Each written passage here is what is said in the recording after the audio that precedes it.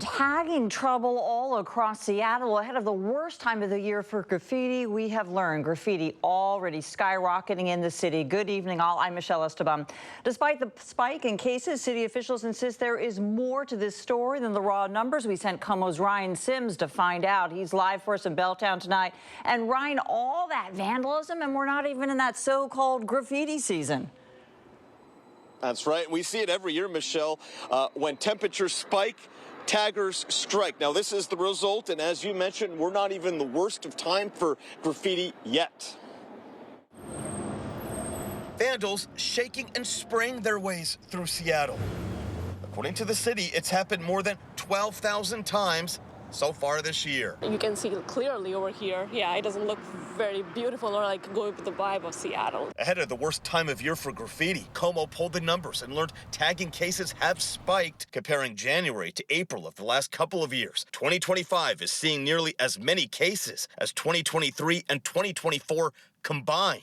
You have a lot of high-class community living here, but seeing this, like, they give a wrong message to the society. Very much not like it. Sometimes they are being not in a good taste. The tagging trouble comes 2 years after the city of Seattle partnered with a nonprofit that covers up graffiti on private property. In a statement to KOMO, the city said those efforts are still in place, and in the process, they said the spike in cases may actually be the result of more people being willing to report taggings. Yet those who pass by this spray can vandalism have a message to whoever is doing it. Just don't do it. Yeah, it doesn't look very nice. And as the cleanup efforts around Seattle continue, the city of Seattle says that it is expanding its designated street art programs where these types of instances tagging is allowed. Coming to you live from Belltown tonight, Ryan Sims, KOMO News. Ryan, thanks very much. Seattle Mayor Bruce Harrell, by the way, vowed to clean up graffiti around the city. That effort launched in 2023 ahead of the MLB All-Star Game in Seattle. Then Mayor Harrell announced the relaunch of the Graffiti Abatement Partnership. The team had 3 crews of graffiti removal specialists, a project manager, and a field operations coordinator, supported by Uplift Northwest. The goal to focus on cleaning up graffiti in downtown Seattle and the Chinatown International District. We asked the mayor's office for the current status of that program.